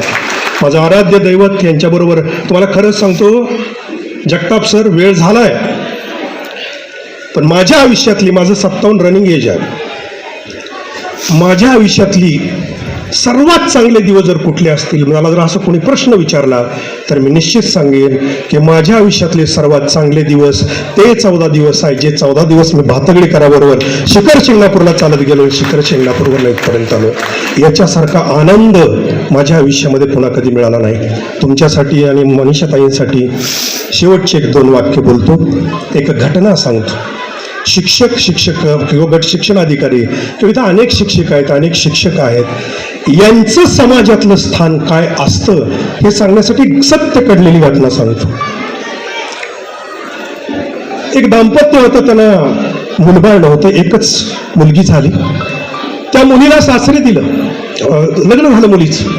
आणि मुलीचं लग्न झाल्यानंतर आई वडिलांना भाऊ नाही, तिला भाऊ नाही किंवा मुलगा नाही म्हणून करार असा ठरला की पहिलं जे अपत्य होईल, पहिली 2 अपत्य मुलगा मुलगी त्या आई वडिलांना म्हणजे आजी आजोबाला दत्तक द्यायची आणि उरलेले अपत्य तुम्ही सांभाळायची. तर पहिली 2 अपत्य, पहिली मुलगी झाली, नंतरचा मुलगा झाला. आणि 2 महिन्याची असताना आजी आजोबाला ती सोपवली गेली. ज्या लेकरांना आपली सख्खी आई कोठली ह्याची ओळखही झाली नाही. अतिशय आनंदानं त्या आजी आजोबांनी त्यांचा सांभाळ केला. 7वी पर्यंत ती मुलं शाळेत जात होती, दोघं एका वर्गात होती, कारण 1 वर्षाचा फरक होता. आणि शिक्षक काय करतो ऐका, 7वीला असताना विहिरीवर पाणी आणायला गेलेली असताना ती आजी पाय घसरून पडली आणि पोहायला येत नसल्यामुळे तिचा अपघाती मृत्यू झाला. आणि तो मृत्यू झाल्यानंतर या 2 लेकरांची अवस्था अशी झाली की जीवनातली आई गेल्यानंतर काय दुःख असतं याचा खरा अनुभव 7वी पासून घेऊ लागले. आजोबा विकृत झाले, व्यसनी झाले, बाहेर खाली झाले आणि त्यांनी अक्षरशः त्यांच्या त्या घरामध्ये अनेक वेश्यांना यायला जायला भाग पाडलं. 8वी 9वी 10वी 3 वर्ष महत्वाची आजी गेलेली आहे. ती 7वीतल्या मुलीनं आपल्या भावासाठी शाळा सोडली, पण या आजोबाला त्याला स्वयंपाक करून देऊ लागली. आणि अशा अवस्थेत तो जो मुलगा होता 7वीतला, तो आपल्या आईचं किंवा म्हणजे जी आजी होती तिचं दर्शन आपल्या एका शिक्षिकेमध्ये घेऊ लागला. रोज शाळेत जायचा, तिचं दर्शन झालं की आई भेटल्याचा त्याला आनंद व्हायचा, तिचा शब्द मानायचा, आईचं दर्शन तिच्यात घ्यायचा. आणि अवस्था अशी झाली की 9वी 10वी पर्यंत त्या जी घरात एक वेश्या आली होती, तिला वाटत होतं की याला हाकलून दिलं तर या सगळ्या जमिनीची मालकीण आपण होऊ, म्हणून तिनं अतिशय छळ आरंभला, इतका छळ आरंभला की अक्षरशः तुम्हाला सांगतो त्यांनी शय्या केलेली कपडे सुद्धा याला उचलायचा, या लेकराला या मुलीला भाग पाडलं. पाणी गरम करून द्यायचं आणि त्या वेश्येला आंघोळीला पाणी बाथरूम मध्ये नेऊन द्यायचं, मग हिने आंघोळ करायची. दोघांचा स्वयंपाक, इतका छळ, अख्खी वस्ती रडत होती त्यांना पाहून, पण हिचं हृदय दरवलं नव्हतं. माझ्या माता भगिनींना तुमची माफी मागून बोलतो, सावत्र आई बरी, कारण तिच्या नावापुढे आई तरी शब्द लागलेला असतो. पण ठेवलेली बाई किंवा रखेल हिच्यासारखी जगात विकृत स्त्री कुठलीच नसते. कुठल्या थराला जाईल याची गॅरंटी नसते. भुईमुगाचा सीझन होता, शेंगा निघाल्या आणि त्या विद्यार्थ्याला वाटलं की आपण आपल्या गुरुला एक ओंजळ भरून शेंगा द्याव्यात. त्यावेळी त्यांनी आजीला त्या आजोबाला आणि त्या बाईला पाया पडून म्हणले की माझ्या शिक्षिकेला द्यायला मला एक कोंजळभर शेंगा द्या.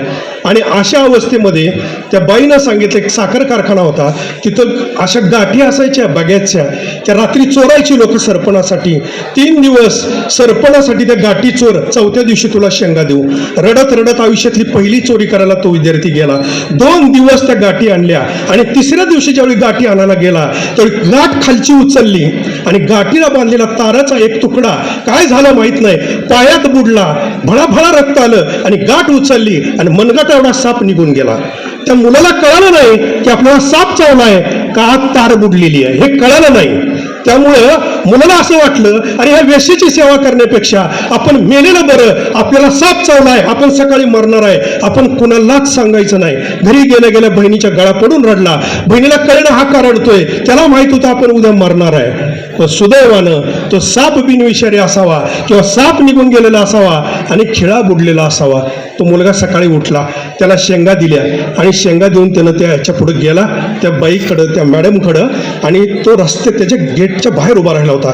एक भिकारी भीक मागायला आला होता आणि त्या विद्यार्थ्याच्या डोक्यात आलं, अरे चोरी करून आणलेल्या कमाईचं आपण आपल्या गुरुला अर्पण करतोय, शिक्षिकेला अर्पण करतोय. हे करायच्या ऐवजी आपण असं करूया, हे शेंगा ह्या भिकाऱ्याला देऊया. आणि परत येताना त्याच्या डोक्यात विचार आला की असलं जगण्यापेक्षा आज काटाच काढू, आपण आजोबालाच खलास करू. आणि 3 दिवस कुऱ्हाडीला धार लावली त्या पोरानं, स्पर्शी कुऱ्हाडीला धार लावली. आणि दुपारी 12 वाजता आजोबा झोपत होता, झोपलेल्या ठिकाणी त्याच्या डोक्यात कुऱ्हाड घालायची असं त्या पोराने ठरवलं. आणि ठरवल्यानंतर आजोबा झोपलेला असताना, बहीण बाहेर गेलेली असताना ह्यानं धार लावलेली कुऱ्हाड आणली आणि फरशी कुऱ्हाड अशी वर उगरली. आणि उगरल्यानंतर त्याच्या डोळ्यापुढे त्या शिक्षिकेचा चेहरा आला की ज्याला आई म्हणून तो पाहत होता, वर्गात पहिला होता आणि शिक्षिकेच्या कौतुकाला पात्र होता. स्वयंपाक करणाऱ्या बहिणीला त्याचा चेहरा त्याच्या डोळ्यापुढे आला. आणि 3री व्यक्ती जिनं कधी कमी पडलं तर खाऊ घातला अशा मित्राची आई शालिनीताई पाटील, तिचा चेहरा पुढे आला. आणि एका शिक्षिकेचा चेहरा असा वर कुऱ्हाड गेल्यावर डोळ्यापुढे आला आणि ती कुऱ्हाड खाली घेतली. आणि त्या विद्यार्थ्यानं आजोबाला नाही मारला, पण आजोबाच्या नावावरचं जे स्वतःचं नाव शाळेत घातलं होतं दत्तक जाण्यामुळं ते बदललं आणि स्वतःच्या वडिलाचं नाव आपल्या नावापुढे लावलं. आणि तो विद्यार्थी एका शिक्षिकेमुळं केवळ चेहरा डोळ्यासमोर आला नसता तर वयाच्या 16व्या वर्षी, 10वीला 16 वर्ष असतं ना, 16व्या वर्षी जेलमध्ये गेला असता. पण एका शिक्षिकेच्या चेहऱ्यानं आणि तिच्या आदर्शनं तो चेहरा डोळ्यापुढे ठेवून जेलमध्ये जाणारा विद्यार्थी, आज जेलमध्ये सडणारा विद्यार्थी तिकडे न जाता आज तुमच्या समोर एक समाजसेवक म्हणून समोर उभा आहे. ही माझ्या आयुष्यातली घटना. एक शिक्षक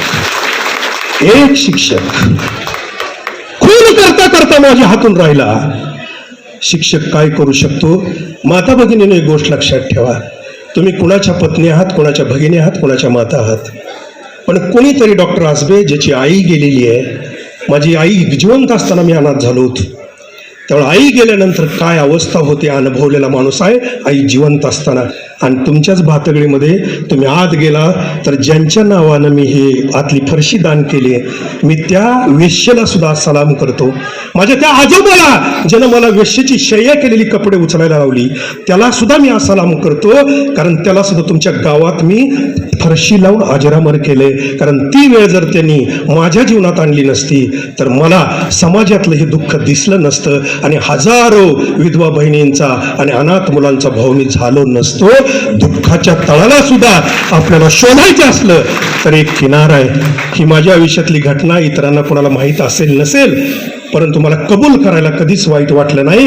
कारण एका गट शिक्षण अधिकाऱ्याच्या आणि शिक्षकांच्या समोर एखाद्या व्यक्तीचा निरोप समारंभ होत असताना एक गोष्ट लक्षात ठेवा सर, छत्रपती शिवाजीराजांच्या गडकोट किल्ल्याच्या मोहिमा करणारा मावळा मी आहे. आपल्या रक्ताची ओळख ही आहे सर, आपल्या रक्ताची ओळख ही आहे की आम्ही कधीच सेवानिवृत्त होत नाही. स्मशान ते भूमी प्रेतरूप जन सेवा भक्तिहीन ग्रामवासी भरतील पोटे श्वानाची परी वस्ती दिली घरी या मधुता. ज्यानं आयुष्यातली सेवा सोडली ते प्रेत आहे, आणि ज्या घरात राहतो ते स्मशान आहे. हे तुकोबारांची आज्ञा आहे. ते कुत्र्यासारखं जगण्यापेक्षा आपण वीर म्हणून जगू. आदर्श डोळ्यापुढे ठेवायचा ना, तर वयाच्या 69व्या वर्षी वाघाची शिकार करत असताना घोड्याचा पाय वेलीत अडकून शहाजीराजे पडून त्यांचा देहांत झालाय. या मावळ्याची औलाद आहे आपण सगळे. त्यामुळे शेवटच्या रक्तापर्यंत आम्ही लढणारे आहोत. ही रक्ताची ओळख कधी विसरायची नाही, म्हणून गडकोट किल्ल्याच्या मोहिमा आहेत. आज सांगतो मनीषाताई तुम्हाला, मी खरंच सांगतो, माझी समाजसेवा होत असताना सावित्रीबाई फुलेंचं उदाहरण देत असताना सुद्धा तुम्ही आपल्या पत्नीचा उल्लेख अतिशय सुंदर शब्दामध्ये केला. आज बरं वाटलं सर मला. खरं सांगतो, जीवनामध्ये साथ देणारे ह्या ज्या व्यक्ती आहेत ना, त्यांच्यामुळं आपलं जीवन घडत असतं, त्यांच्यामुळं घडत असतं. मी एका व्हिजिटला गेल्यावर एक इंजिनियर झालेली पोरगी होती. नवरा बाहेर होता आणि त्यांची गाय आजारी होती. तिनं नवऱ्याला फोन लावला आणि फोन लावल्यानंतर माझ्याकडे दिला. काय गायला होतं ते नवऱ्यानं सांगितलं, पण माझ्या फोनकडे लक्ष गेलं. त्यावेळी तिनं नवऱ्याचं नाव आपल्या मोबाईलमध्ये जे नंबर फीड करतो तिथं सेव्ह केलं होतं. काय केलं होतं माहिती आहे? माय लाईफ. मला इतका आदर्श वाटला, इतका आदर्श वाटला. सर आपलं जीवनच हे आहे. मी त्या दिवशी माझा फोन चेक करा, त्या दिवशी माझ्या पत्नीच्या नावावर पुढचं नाव ते खोडलं आणि माय लाईफ म्हणून सेव्ह केलं. ही लाईफच आहे सर, ही लाईफच आहे. ह्याला वजा केला अर्धांगिनी. ती आपली बरोबर असली तरच शरीर आहे, तरच लाईफ आहे. म्हणून माय लाईफ ज्याच्याबरोबर आहे, पतीचा असू द्या पत्नीचा असू द्या, या उंचीनं ज्यावेळी वागवतो त्यावेळेला हे शक्य आहे. त्यावेळी समाजाला वेळ देणं शक्य आहे. कुटुंबातला वेळ पत्नीनं आपल्याला दिला तरच समाजसेवा करता येते. कामधेनू सेवा परिवाराच्या वतीनं आमचे जे बांधव इथं काम करतात ते विचारानं प्रेरित झालेली आहेत. आज 16वं वर्ष आहे. ज्या शेतकऱ्यांनी आत्महत्या केल्या, अटॅक अपघाताने गेले किंवा अल्पकाळी कोणत्याही कारणाने गेले, सासर माहेरचा कोणाचा आधार नाही, तिला बहीण म्हणून आम्ही जोडतो. तिची मुलं 1ली ते 10वीपर्यंत शिक्षण करतो. दिवाळीला मोठी भाऊबीज करतो. मोठं काम आहे ते. दरवर्षी 15 ते 16 लाख रुपये खर्च येतो. पण माझ्या शंभू महादेवाने, माझ्या काटीमातेने आणि माझ्या पांडुरंगानं अजून पावती पुस्तक नेऊन पुन्हा पुढून 1 रुपयाची वर्गणी मागण्याची मला वेळ आलेली नाही. आज आमच्या याही लोकांना आलेली नाही. कारण हे ईश्वरी कार्य ईश्वर करतो. फोडीने भंडार धन्याचा हा माल, मी तो हमाल भारवाही. हमाली करतोय आणि हमाली करण्यामध्येच आम्हाला आनंद आहे. ज्या दिवशी आमच्या मनामध्ये येईल की हे काम आम्ही करतोय, त्या दिवशी आमच्यातला देव निघून जाईल. त्यामुळे जोपर्यंत देव आहे तोपर्यंत आपण देवाचे सेवक म्हणून काम केलं तर देव आपल्याला काही कमी पडू देत नाही. परंतु यातही माझ्या पत्नीचा फार मोठा हातभार आहे. तुम्हाला खरं सांगतो, या देहाचा जन्म शेवंताबाई आजबे नावाच्या माझ्या मातेच्या पोटी जन्माला आला. पण आध्यात्मिक पातळीवरचा डॉक्टर आजबे, समाजसेवक डॉक्टर आजबे, ज्या मातेच्या पोटी जन्माला आला ती माता माझी पत्नी आहे. हे मात्र मी प्रामुख्यानं कबूल करतो. कारण व्याख्यान प्रवचनातला दिलेला पैसा व्यवसायातनं रोज 11-12 वाजेपर्यंत 3-3 दिवस वेटिंग आहे. त्यातनं देऊन समाजसेवेला अर्पण करताना मी तर अशी तिलांजली देत असताना एक करंगळी जरी तिनं आडवी लावली असती ना तर मी यातलं काहीच करू शकलो नसतो. तिनं मुक्त हस्ते मला देऊ दिलं, म्हणून आज एवढ्या सगळ्या पुरस्कारांचा मी मानकरी होऊ शकलो आणि तुमच्या यासमोर येऊन एका कार्यक्रमाचा एवढ्या मोठ्या व्यक्तीच्या सन्मानाच्या अध्यक्ष होऊ शकलो. त्यामुळं समाजसेवकाची पत्नी होणं सामान्य बाब नाही. माझी शेवटची वाक्य सांगतो, समाजसेवक हा विस्तवासारखा असतो. कुठलाही समाजसेवक घ्या, विस्तवासारखा असतो. त्याच्या जवळ गेलं तर धग लागल्याशिवाय राहत नाही. आणि जिला आगीशी खेळायचं ना तिला धगीची सवय असावी लागते. समाजसेवकाची पत्नी होणं म्हणजे विस्तव पदरात बांधणं आहे. आणि विस्तव पदरात बांधलेल्या पत्नीला, स्त्रीला काय दिव्य करावं लागतं ऐका. तिला विस्तव विजू द्यायचा नसतो आणि पदर पेटू द्यायचा नसतो. माझ्या धर्मपत्नीनं, माझ्या आईनं हा विस्तव पदरात बांधला, याला फुलवला, पदरही पेटू दिला नाही आणि विस्तवही विजू दिला नाही. आज एकत्र कुटुंब पद्धतीमध्ये आज सर्वात मोठा त्याग माझ्या या आईचा आहे. त्यामुळे जे जे काय माझ्या आयुष्यात मिळालं ते सर्वच्या सर्व आज माझ्याबरोबर काम करणाऱ्या माझ्या कामधेनू सेवा परिवाराच्या माझ्या सगळ्या बंधूंना, भगिनींना, त्याचबरोबर माझ्या धर्मपत्नीला माझं याचं श्रेय देतो. मी जाता जाता जगताप सरांना एकच विनंती करतो, आमचे दत्ताभाऊ आहेत, सतीश सर आहेत, दत्ता पवार आहेत, आमचे बाप्पा आहेत, रवी बाप्पा आहेत, ही सगळी टीम, ह्यातली तरुण पोरं ही सगळीच माझ्याबरोबर गडकोट किल्ल्याला यायला तयार आहेत. तुम्ही आमच्यामध्ये सामील व्हा. आमचा एक भिडू आम्हाला वाढला, तो बी एवढा कवी मनाचा आणि एवढा करता वाढला. खऱ्या अर्थानं इथून पुढं तुम्हाला आम्ही सरदार जगताप या नावानं उल्लेख करू आणि तशी सरदारकी भविष्य काळात तुमच्या आम्हाला अनुभवायला मिळो.